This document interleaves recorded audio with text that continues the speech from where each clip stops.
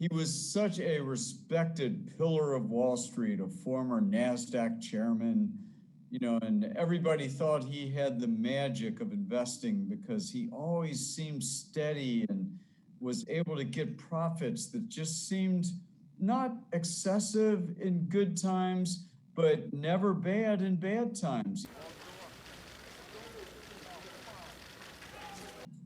Bernie Madoff pleaded guilty just a few months after his arrest. He had been living in his fancy Manhattan apartment and decided to plead guilty rather than go to trial.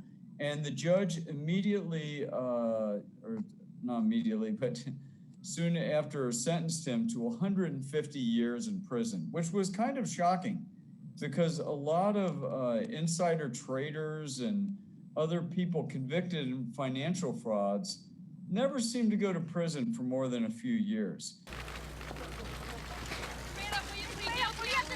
Very soon after the fraud was discovered, they appointed Irving Picard the trustee, and he quickly made the determination that these thousands of investors would not get back any more money than they put in. And the trouble for some of those investors was that they had put in, or they had taken out more money than they had put in. So he actually went after them.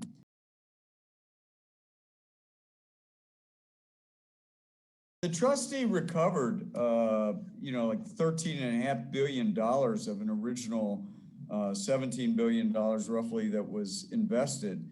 So he's recovered over 70% of the original investment of these people, but they're not. A lot of them aren't cheering him, because they were told that they had 3 times what they invested, and they were living accordingly. Some of them had bought fancy homes, were, like I said, quit their jobs, were living an opulent lifestyle, and suddenly that was taken away, and getting some of their original investment back doesn't leave them clicking their heels and feeling like rich people anymore.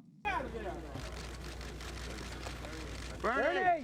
For a lot of these people, I was struck at how many have come to terms with what's happened to them.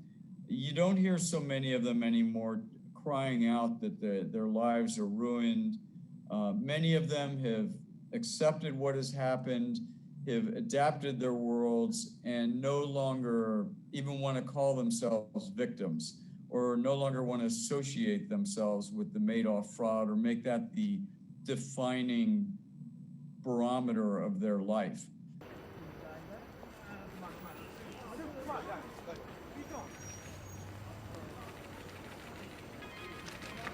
You ready to be going home?